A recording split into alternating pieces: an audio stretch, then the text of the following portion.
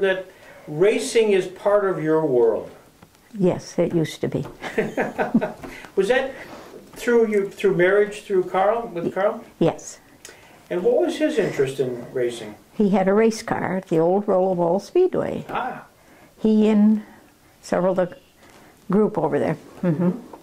And it was Karl, right? Yes. And that track was created by Don McNitt and Howard McNitt. And Red McNitt. Red McNitt. And so how did Karl know those guys?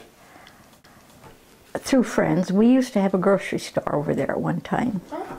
It's all torn down, but through the store we all got acquainted. And then I think the father, Mr. McNitt, donated the property to the sons, I believe. And this is how the racetrack was formed. Was Karl, do you remember going down there when the truck track was being created? Yes. Me sitting on the bank. There was never bleachers. Yeah. We sat on the bank. We took blankets, sat on the bank, and it was just a family gathering. And people came from all over. But Karl also had a car or two. Yes, number 15. 15? Uh-huh. Did he race there at the beginning? Do you remember that? Basically, yes, he started. Him and a buddy started. They each had cars, and they did it as a competitive between the two of them, basically. And then they had to paint their cars differently, of course. But who was the buddy? Basil Ewer. Okay. He's passed away. Did Karl, did he have any success?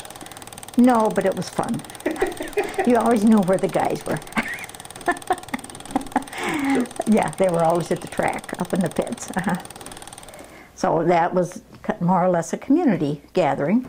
And this is how Skip Furl got drawn in with it as a boy. He'd always go, and he was always there. And he was our buddy for years. Yep, still is.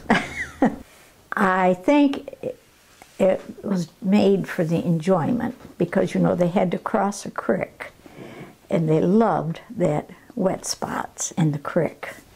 And you could always see when they were going zoom to the creek. And it was just a place for enjoyment and a lot of camaraderie with the friends, very much so. And I think to this day, a lot of those members still living are still friends. The racetrack was open from 56 to 1960, kind of a 5-year time period. Okay. And then it closed. Was Karl involved in the management with the McNitts at all? No, no. At some point after the track was closed, we read where Karl and I think it might have been somebody else was interested in reopening the track. Yes. Do you remember that? Vaguely. Yeah. But at the time we didn't have the money. Okay. Simple as that. Owing it, but it took a lot of work.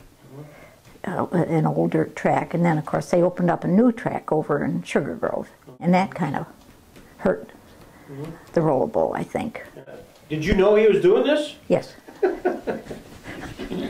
No.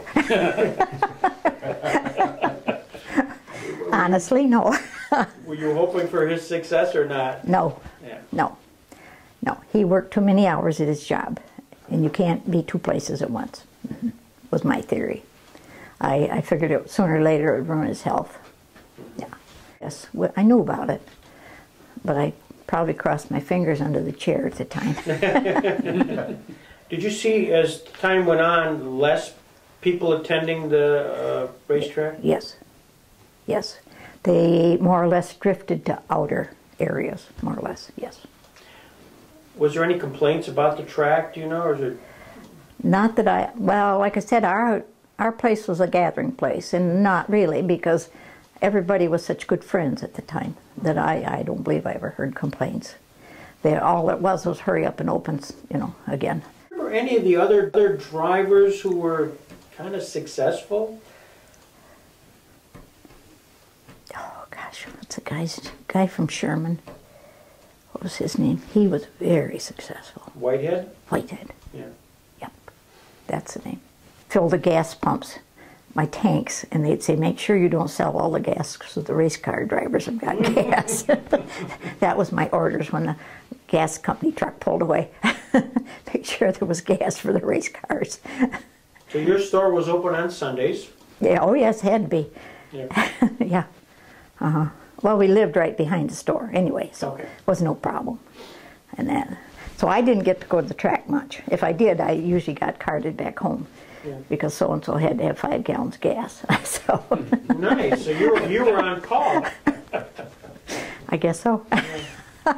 I'm invited down here, but I like Watts West. Well, it started there back in the 50s when it wasn't, the church wasn't even built yet. Oh, really? Yeah, Floyd and Mary Potter and Doris and Geisman and her husband were behind the original building of the church. So it goes a long ways. By the way, where was your store? Across the street, there's a blue trailer. Across the street, Okay. there was a store and 2 gas pumps there. And then there was a store just down the block. Yeah. But I see, we had the gas pumps, and the other store only had a grocery store. And we had an ice cream counter, and that's really what brought somebody like Skip. Yeah. Yeah. He was there every single day. I don't think he missed a day. Wow. Even when he got crushed, he hobbled up on, make sure he had a strawberry pie and a bottle of Pepsi when he came. Oh, yeah. Strawberry pie was his favorite. I don't know if it still is, but it was a good friend gathering place. Right. And of course, they came from all over to race there. I can't remember. In the films, you can see all the number of cars, but no, it was good. It was a good camaraderie in there.